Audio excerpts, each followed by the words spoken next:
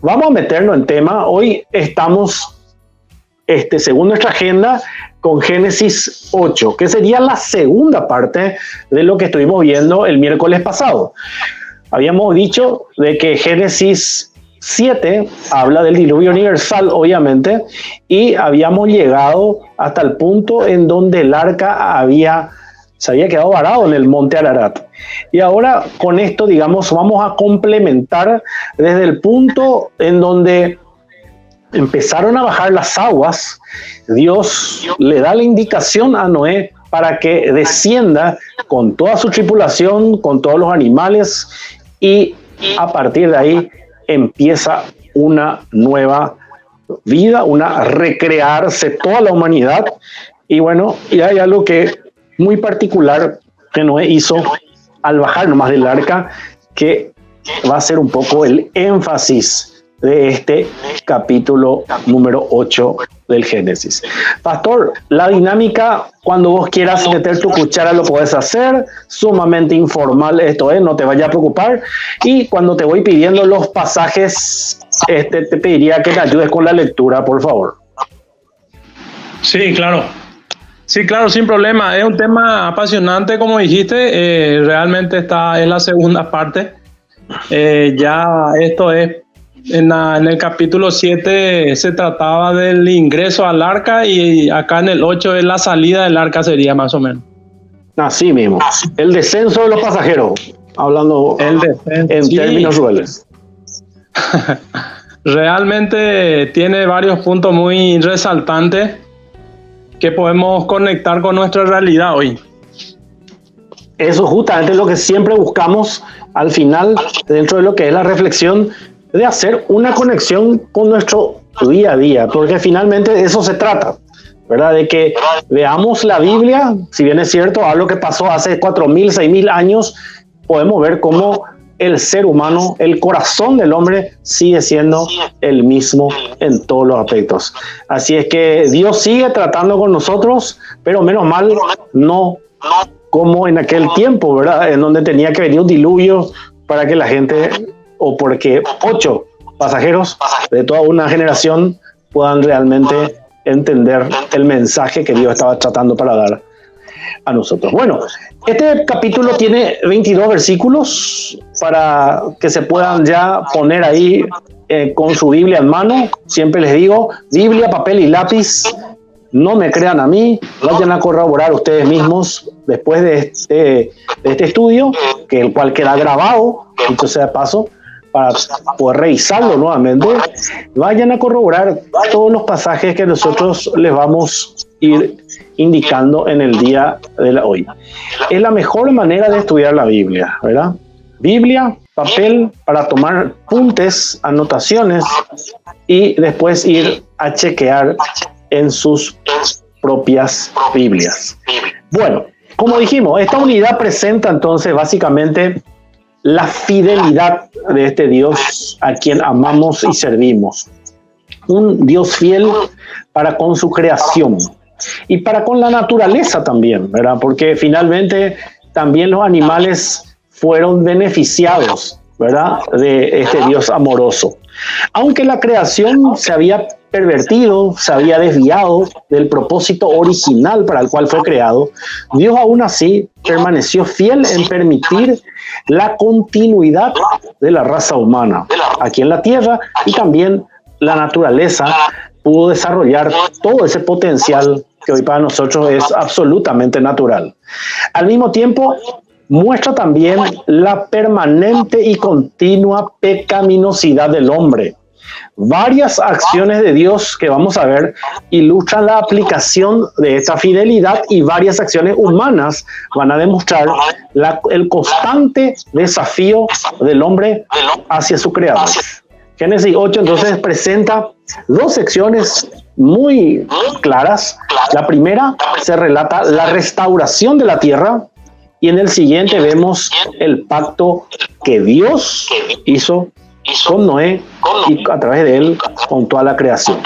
Entonces, sin más, vamos a ver primeramente. Realmente, como dijimos, este capítulo 8 es el descenso, diríamos, de los pasajeros.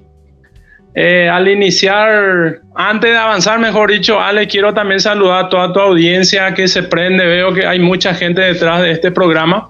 Les felicito a cada uno de ellos por el interés y el apoyo y quizás el resultado que están buscando es de crecer más en la fe, de conocer más a Dios, interpretar mejor la Biblia. Con los invitados y los participantes, un demasiado buen objetivo para la vida. Y este capítulo, una vez más, nos va a dar su enseñanza. Si empezamos desde el versículo 1, un término muy grande es que nos dice, y se acordó Dios de Noé. No quiere decir que Dios se haya olvidado de Noé, como podríamos en situaciones difíciles de nuestra vida y de la gente y de la población, a veces escuchamos eso, Dios se olvidó de nosotros. Sí. Dios me abandonó. Entonces, no significa eso, sino más bien que Dios llegó el tiempo para poder nuevamente conversar con Noé. Porque Dios mismo fue el que le dijo, entra en el arca tú y toda esta gente y los animales, ¿verdad? O sea que Noé se movía bajo las órdenes de Dios. Podemos también adelantar que era el tiempo de la teocracia, que Dios gobernaba a través de las personas y principalmente bajo el líder del momento que estaba llevando adelante al pueblo. Así es. Entonces, esta palabra muy importante, que Dios se acordó de Noé y de todos los animales y de todas las bestias que estaban con él en el arca. Algo muy interesante también que normalmente no compartimos o no escuchamos mucho es que Dios cuida también de los animales y de las bestias. Totalmente. Por eso que a veces algunos se siente un poco incómodo cuando escuchamos o alguien pide, yo quiero orar por mi perro que está enfermo. Ella. Sí. Evidentemente. Le siente una cierta molestia, ¿verdad? Sí. Sí, claro. Y si vamos un poco más profundo, Balaam, cuando su burro le habló, no sé cómo le tuvo después de eso a su burro, ¿verdad? En un momento dado parece que le dijo, Balaam, tú eres más inteligente que yo, porque si hubiese sido por mí mismo ya hace rato hubiera muerto, pero gracias a ti sigo vivo. Así es. El burro fue mucho más inteligente que el propietario. Exacto. Entonces, como dije, ¿verdad? Es un capítulo muy grande. Si vamos a profundizar así cada versículo y las palabras, las expresiones, cada tema requiere su profundidad, ¿verdad? Lo que sería acá el que Dios se acuerde de Noé, de los animales, de la bestia que estaban con él en el arca. Así es. Y vamos a analizar verso por verso. Justamente. Sí. Luego hay eso mismo, son acciones sobrenaturales, trascendentales, diríamos, por el hecho de que Dios hable siendo un Dios todopoderoso, que se relacione personalmente con un hombre como Noé, ya es un nivel muy importante para reconocer a Dios y esta relación que había entre ellos. Caminó con Dios, así como su abuelo Enoc. Exactamente, sí. Porque Noé fue el que marcó también la diferencia entre sus hermanos y fue escogido para ser como el legislador o el libertador nuevamente, como fue de Moisés, pero en la vida de Noé. Otra acción sobrenatural que podemos ver es hizo pasar Dios un viento sobre la tierra y disminuyeron las aguas. Sí, o sea, así es. Un total control de cada movimiento, de cada necesidad de lo que se requería en ese momento para poder llegar o volver a la normalidad en la vida de las personas, de los animales, de todo lo que existe en la tierra y de los que se salvaron. Así mismo. Y vamos a llegar ya a ese momento en el versículo correspondiente. Antes, quiero simplemente, antes de empezar con el versículo 1, quiero mostrarles un poco la cronología rápidamente de lo que fue el diluvio. En principio, 7 días es el tiempo en que Noé entró al arca hasta que comenzó a llover. Por eso está en Génesis 7:10 que ya vimos.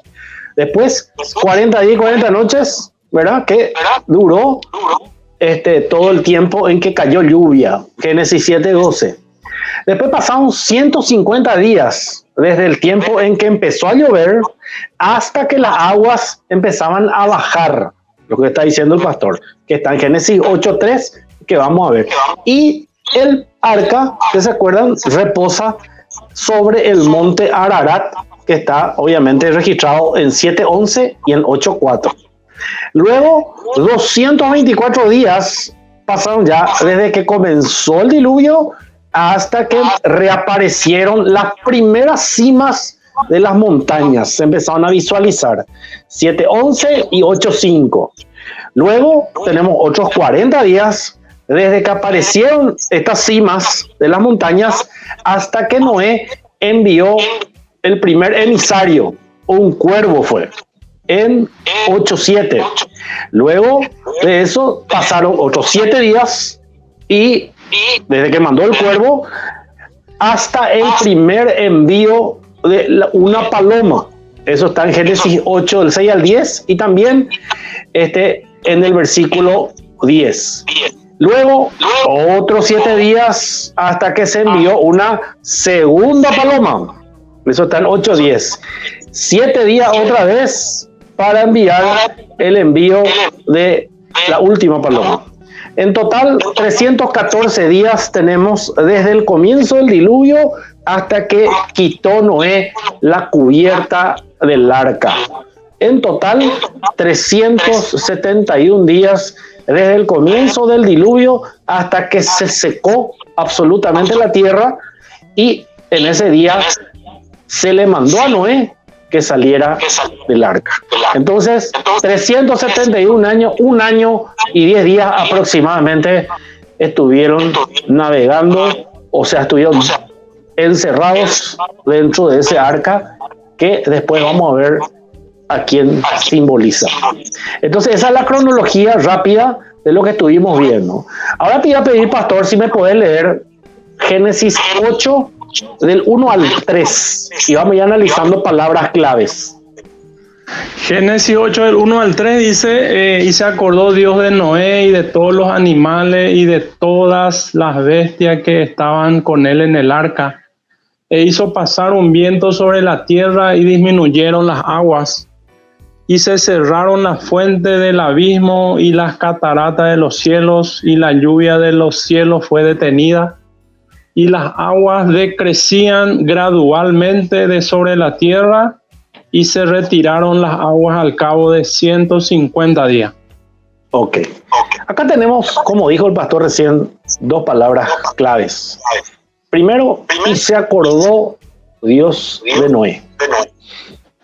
Dios se acuerda de Noé y también de todos los que están en el arca. Y empieza su proceso de restauración de la tierra. También a proveer nuevamente el ambiente adecuado para la vida de los sobrevivientes al diluvio. El pacto de Dios con Noé trajo provisión, protección en medio de un juicio, convengamos que muy severo. El remanente fue preservado y Dios emprendió acciones para el restablecimiento del orden creado sobre la tierra. La otra palabra clave es que disminuyeron las aguas. Dios, entonces, como dijo el pastor, usó un viento para secar la tierra y obviamente a través de la evaporación, suponemos, devolvió el agua a la atmósfera. Entonces ese viento que evaporó todo el agua fue secando lentamente, también la tierra fue absorbiendo y fue dispersa todo el agua. y también se cerraron las fuentes de agua, ¿verdad? Que recuerdan que fueron abiertas en su momento para hacer cesar todo tipo de lluvia en ese momento. ¿Es así, pastor? Sí, claro. Así como dijimos, ¿verdad? El hecho de que Dios había abierto todas las cubiertas, las cataratas, todo, y fue gradualmente subiendo el agua, y al final, cuando llegó el momento, fue decreciendo nuevamente gradualmente, porque no es de repente así súbitamente que subió todo el agua, sino fue gradualmente también los 40 días que él le llevó para poder quedar flotando el arca, solamente el arca de Noé. Excelente. Bueno, ahora entonces seguimos con los versículos 4 al 6, por favor, pastor. Sí, para justamente resaltar algunos puntos importantes nomás, que más milagro hubo ahí, porque si más de 300 días, casi un año, diríamos más de un año, sí. ¿Cuánta preparación tuvo que hacer Noé, nuestro amigo, ahí para todos los alimentos que se requería para todo ese tiempo? Sí, la logística interesante. Totalmente, y la ubicación y todos los animales, porque acá dice que Dios se acordó de todos los animales. Ahí está la omnisciencia otra vez. No va, el cocodrilo no va a decir Dios se olvidó de mí tampoco. Ni el elefante, ni el leopardo, ni las vacas, ni los toros. Ninguno de ellos puede decir Dios se olvidó de mí, ni de nadie, ¿verdad? Así es. Entonces, eso es por un lado de que fueron tenidos en cuenta, y también el milagro de la comida que ellos tuvieron, porque no dice que murieron algunos, porque si hubiera habido esos datos, también tendría que haber aparecido aquí que el elefante murió porque le faltó algo, ¿verdad? Se enfermó, todo. Claro. Porque yo supongo, la pasada tuvimos con Pablo Vázquez, que fue el invitado de la pasada, estuvimos viendo que probablemente los animales habrán sido jóvenes. Sí. ¿Verdad? Para que pueda haber más lugar en el arca también, me imagino yo, ¿no? Sí, realmente la medida del arca era bastante grande, pero también la cantidad de animales requería una buena distribución, una buena comodidad, por decir de una manera, porque si van a estar tanto tiempo ahí, tendría que haber también un espacio relajado, por decir de una manera. Claro. Así es. Habrá sido. No quiero imaginar lo que habrá sido eso, ¿verdad? Yo a veces mi caniche nomás se va en el auto, a veces con nosotros ya es todo un tema, no quiero saber lo que es todos los animales durante un año, 10 días, en medio de un cataclismo universal. Habrá sido eso algo que no tiene manera de dimensionarse. Sí, yo resalté también en este punto, ¿verdad? Bastante amor tenía Noé, porque para poder aguantar todo el olor de estos animales y de limpiar, hacer la limpieza, no sé, a veces uno limpia una vez a la semana su casa, pero habrá sido una limpieza más seguida, digo yo, porque los animales, no sé, cómo habrá sido sus deposiciones. Sí. Entonces, y eso que estaban, pastor, y eso que eran 8 nomás, los pasajeros. 8 nomás los pasajeros, sí. Y no le podía pedir a los animales que limpie su lugar, ¿verdad? De estar. Claro. Estaba a cargo de las personas. O sea, realmente los animales, los pasajeros, la tripulación estaba compuesta de 8 personas. Entonces, sí. Y eso era mucho amor de por medio en la vida de Noé y su familia. Y yo me imagino lo que habrá pasado por la mente de ellos en el momento que vino el diluvio. Se abrieron todas las fuentes, las fosas marinas, se empezaron a ahogar la gente, porque había una multitud ahí alrededor del arca. Sí, claro que sí. Pensar que adentro, que era un arca que estaba preparada para el ser humano, finalmente terminó siendo ocupado casi en un 99% por animales. O sea, te vuela la cabeza eso, gente. O sea, es porque el animal fue mucho más sensible al llamado de su creador que el propio ser humano. Exactamente, ahí vemos ese punto importante, la obediencia, ¿verdad? Y todo lo que requería esa parte de juntar por pareja y de ir organizando es una gran información que está de por medio ahí, ¿verdad? Por otro lado, quería resaltar nomás que el servicio, si no es por amor, es como una tortura, diríamos. Debe reunir el amor únicamente para que podamos aguantar, diríamos, ¿verdad? O poder seguir adelante con los servicios que estamos realizando, si está rodeado o bañado de amor. Entonces eso es muy, muy liviano. Como alguien diría, cuando uno hace lo que ama, no le esfuerza. Entonces el servicio a Dios y a las personas, y por qué no a los animales también, cuando tiene este ingrediente es mucho más llevadero. Yo creo que no se puede hacer sin ese ingrediente, pastor. Sí, totalmente. Sería muy poco tiempo estaría ahí la persona. Exacto. El popular se va a hacer con mala gana, va a ser gravoso, ¿verdad? Y eso se transmite a la otra persona, en este caso, que vos le estés ofreciendo algún tipo de asistencia.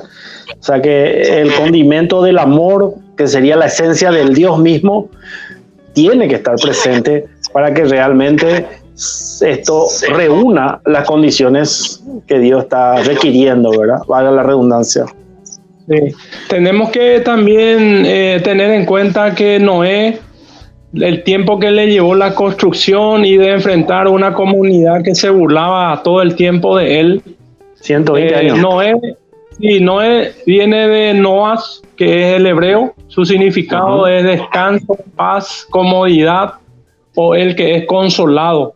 O sea, Moisés, al experimentar esta situación y todo lo que conllevaba estar en el arca por tanto tiempo y ver la mano de Dios, evidentemente fue un milagro demasiado que superó toda expectativa de él, haber experimentado la muerte de la mayoría de sus amigos, sus conocidos, parientes, seguro. Le dejó ahí acostado en el ring para no dudar del poder de Dios y de todo el cuidado que Él tiene sobre su vida.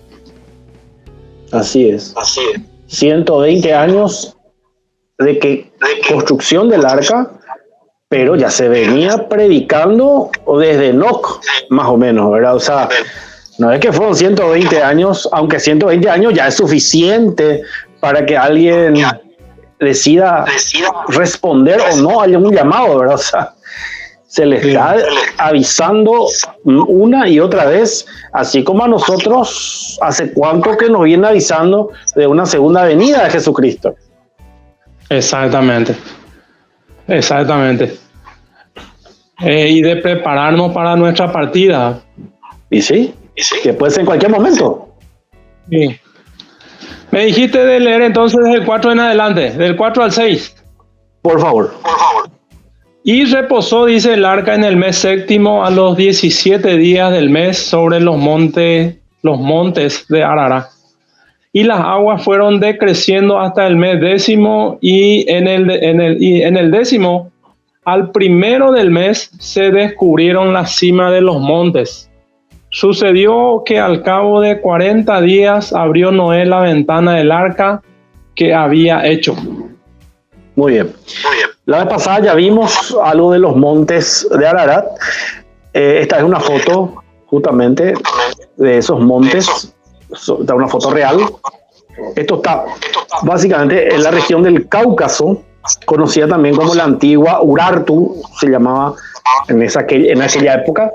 donde la elevación supera los 5.160 metros de altura. Y el arca se asienta, o sea, se queda ahí varado, digamos, ¿verdad? Y queda fijo en esta región montañosa del Ararat, ubicada lo que sería hoy en día más o menos entre Turquía, Rusia e Irán. Ahí en el medio mismo, ahí están estos montes que hasta ahora obviamente son uno de los puntos obligados para los deportes de invierno. Casi 3 meses después, las cumbres de las montañas se empezaron a ver, se empezaron a ser visibles, indicando ya con seguridad que las aguas iban descendiendo. Y todas estas acciones estaban demostrando la misericordia de Dios en proveer constantemente de una esperanza para Noé y para toda su familia, que era quienes le estaban acompañando ahí en el arca, ¿verdad? Sí, realmente, Ale, esa parte también es muy importante, la parte histórica de el lugar donde se embarcó ahí el arca. Algunos dicen también el tema que es Armenia. Sí, y es la zona armenia, es la zona armenia. ¿Qué significa suelo santo o tierra santa? Armenia. Sí. Entonces ahí coincide donde posó el arca en suelo santo o tierra santa. No fue tampoco un lugar cualquiera. No, Dios no hace las cosas improvisadamente. Aún seguramente Noé y sus familiares habrán pensado dónde vamos a ir a parar, dónde nos llevará a esta arca. Pero al final nos damos cuenta que no se fueron tan lejos a pesar de la inundación que hubo. No. Y más todavía se bajaron nuevamente en la Tierra Santa. Así mismo. Ahí dieron vuelta y vuelta, seguramente entonces quedaron por la misma zona de la Mesopotamia antigua, ahí en su región, ¿verdad? Sí, porque en 150 días de por medio, por decir de una manera, ya el arca podía haber ido un poco más lejos. Así es, quién sabe dónde. Podía terminar. Sí. Así es. Dios se encarga de todo, gente. Desde la preparación del arca, de dar las indicaciones estructurales precisas para que eso pueda flotar, para que pueda enfrentar esas olas. No se imaginan lo que habrá sido. La lluvia permanente cayendo, ¿verdad? Toda la distribución para que el peso se distribuya de manera correcta, la logística, los alimentos, la limpieza, todo, absolutamente todo, Dios se encargó de informarle y de instruirle a Noé.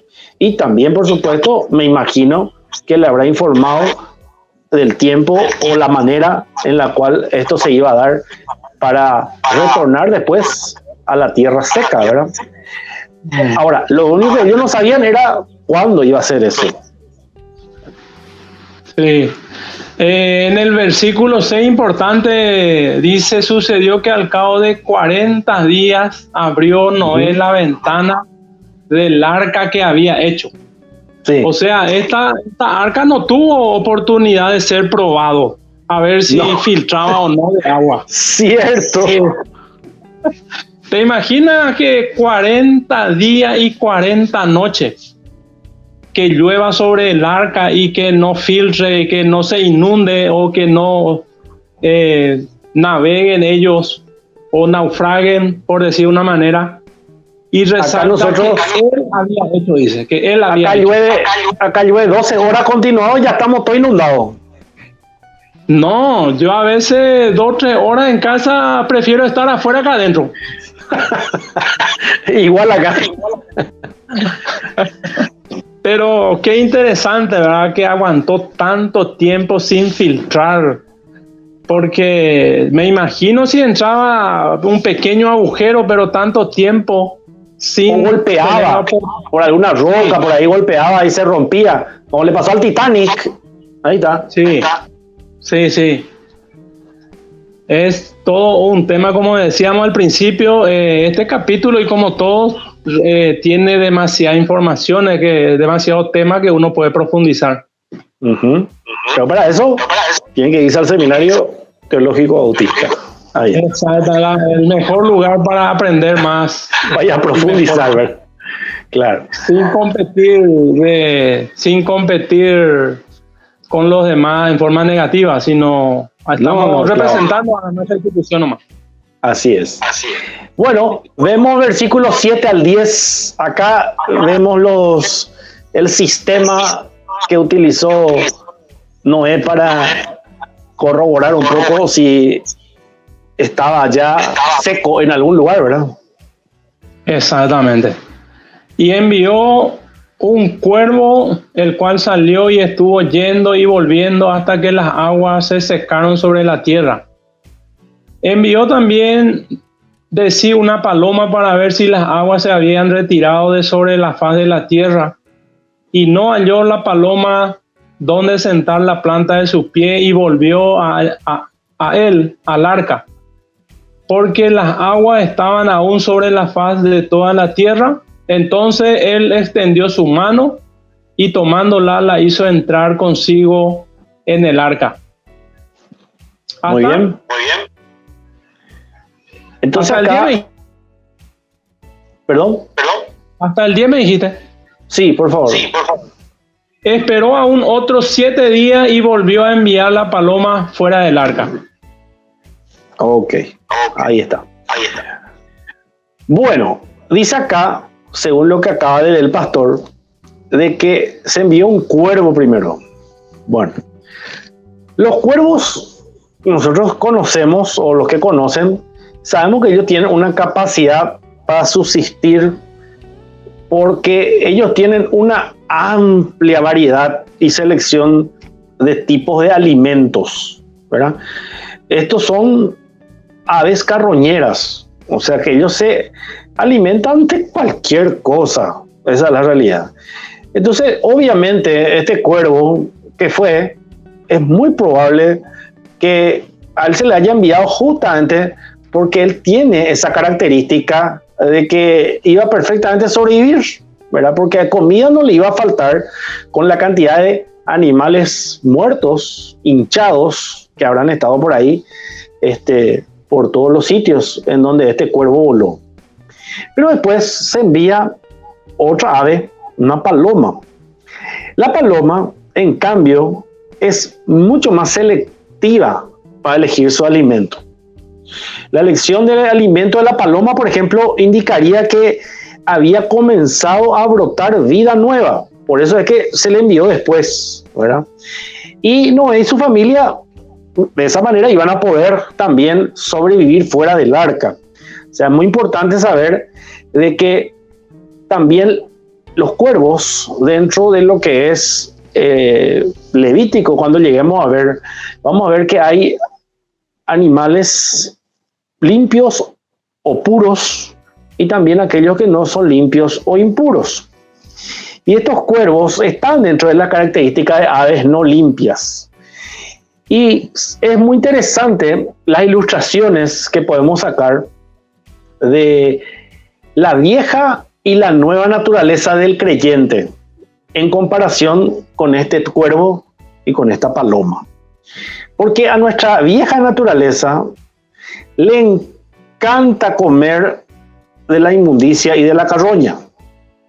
El cuervo nunca jamás regresó al arca.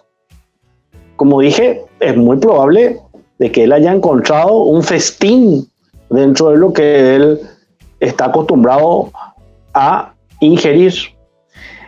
Sin embargo, la nueva naturaleza del creyente, del nuevo nacido, del nacido de nuevo, no puede estar satisfecho, ni de hecho no va a poder sobrevivir en un sitio de tanta muerte y juicio como era ese ambiente en el cual se le liberó a la paloma. Porque no encontró reposo, no encontró lugar donde posarse, es que volvió al arca. Y es lo mismo, porque el arca representa también a Cristo. porque ese es el único lugar en donde el creyente haya realmente descanso. Entonces, es muy interesante esta analogía que se puede sacar de estas dos aves o dos especies de aves que utilizó Noé. Totalmente, Ale. Totalmente. La ilustración es muy importante de marcar la diferencia de una nueva vida y de una vida anterior a Cristo. Así es. Y con esto también corroboramos las grandes verdades de la Biblia que están relacionadas en Génesis. Cuando empezamos a estudiar el Génesis, le habíamos dicho acá a nuestros seguidores de que básicamente todas las doctrinas fundamentales del cristianismo, todas las bases principales se han establecido en el Génesis y después se desarrolla obviamente en todo el resto de las escrituras. Es por eso que este primer libro del Pentateuco es fundamental para poder entender realmente bien el principio y el espíritu que tiene realmente todo el consejo de Dios a lo largo de todas las escrituras. Sí, Ale, totalmente es la base de la Biblia. Su nombre ya significa comienzo.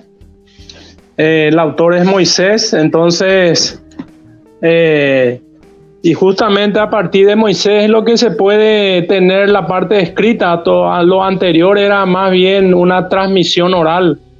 Toda esta historia que estamos tratando no es que Moisés encontró, por decir de una manera, libros y libros, sino fue más bien transmisión oral.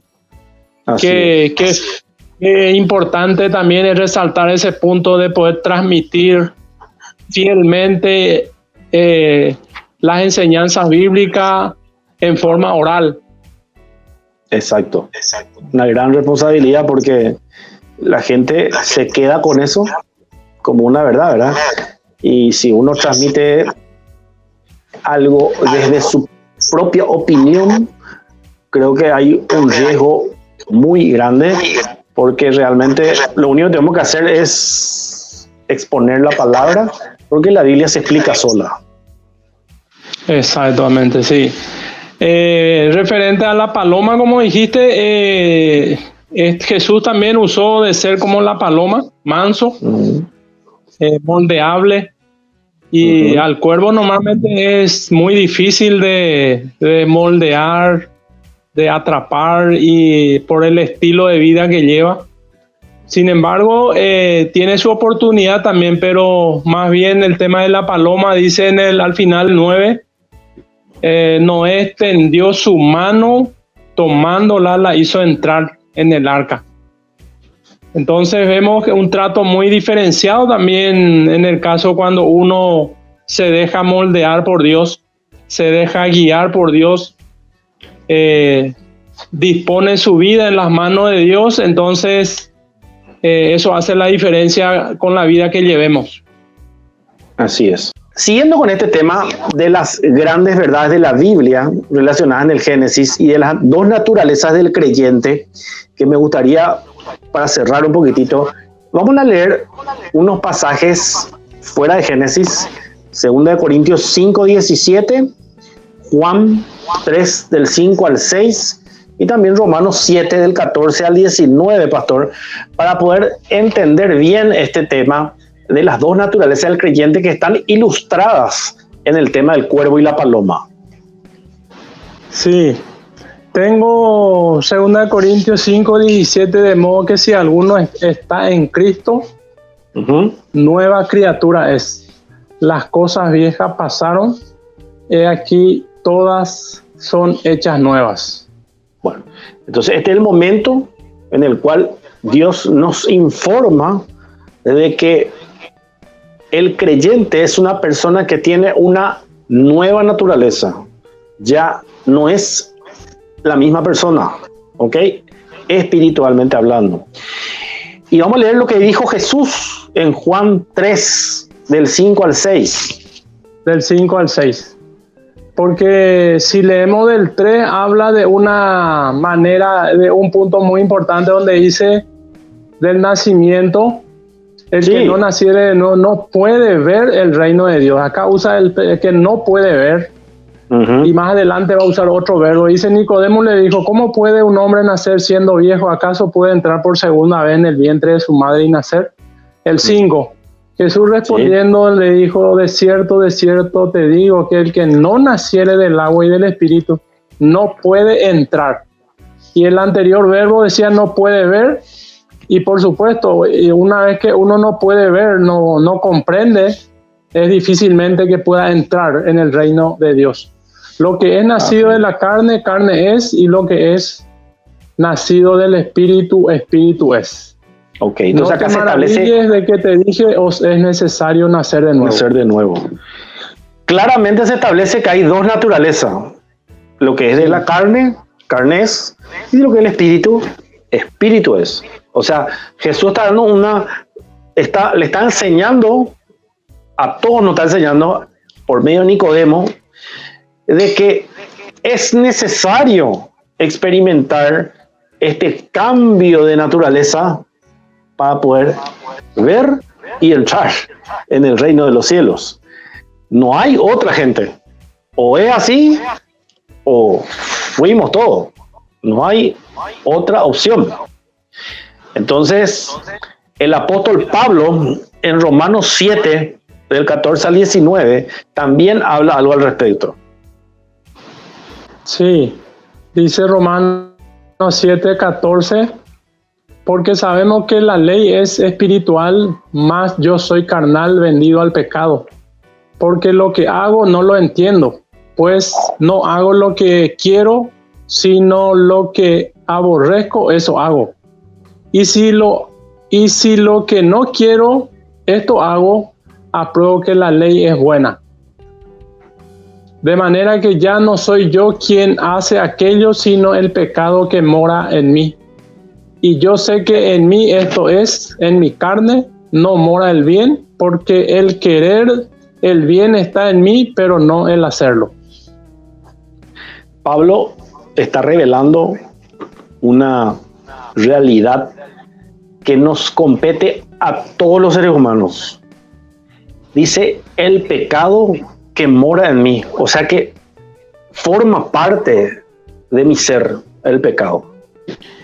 Y dice él que yo me imagino como frustrado, diciendo: lo que no quiero hacer, eso finalmente termino otra vez haciendo, que sería pecar, ¿verdad? Y si no hubiese sido por Jesucristo, si hubiese dependido solamente de nosotros o de una ley, que es lo que manejaban los hebreos, los judíos antes de Jesucristo, estamos absolutamente todos imposibilitados de poder ingresar al reino de los cielos, porque somos pecadores. La Biblia dice que estamos muertos en nuestros delitos y pecados, que el ser humano está imposibilitado de salvarse a sí mismo y mucho menos de relacionarse con un Dios santo. Es por eso que la única manera es cambiando de naturaleza. Y eso es un milagro, es un don de Dios. No es algo que yo haga, no es algo que yo pueda decidir, no depende de qué congregación o denominación o iglesia vos te vayas. No tiene nada que ver. Esto es un milagro y es el mayor de los milagros, creo yo, el que un ser humano cambie de naturaleza intrínsecamente, que su alma, su espíritu y su cuerpo se vean obviamente afectados y por ende todos sus hábitos y su forma de vida, eso va a ser obviamente después también afectada por este cambio de naturaleza. Y esa es la lucha interna que aún los que hemos experimentado este nuevo nacimiento seguimos teniendo, porque nosotros seguimos siendo pecadores. La única diferencia es que el pecado ahora ya no nos domina. Tenemos nosotros ya la facultad de poder decir no al pecado. Es una lucha interna, permanente, y que la vamos a tener hasta que nos vayamos de esta tierra, Así es, pastor. Sí, Ale, así mismo. Nuestra naturaleza vieja está está pendiente de la oportunidad que le demos. Sí, nos desafía la Biblia de matar cada día a nuestro viejo hombre, que le tengamos crucificado. Y ¿cómo se hace eso en la práctica? Sea el que viva y domine nuestra existencia. En la práctica, ¿cómo sería ese matarle todos los días a nuestro viejo hombre? Y realmente el término actual que podemos usar es llevarle a cuarentena, en aislamiento. Que no tenga contacto, o sea que no darle oportunidad, no darle la libertad, diríamos. Y en realidad todos luchamos todos los días, día y noche. Tenemos que ser muy sensibles porque el diablo es el que quiere utilizar el instrumento antiguo para confrontar al nuevo hombre que intenta agradar a Dios. Ahí está. Entonces, o sea que esa naturaleza caída que tenemos es como el combustible que necesita Satanás como para poder ponernos entre la espada y la pared, justamente, ¿verdad? Muchas veces. Y es básicamente que nosotros le damos esa oportunidad y esa licencia para que pueda tener algún tipo de influencia sobre nuestras decisiones, ¿verdad?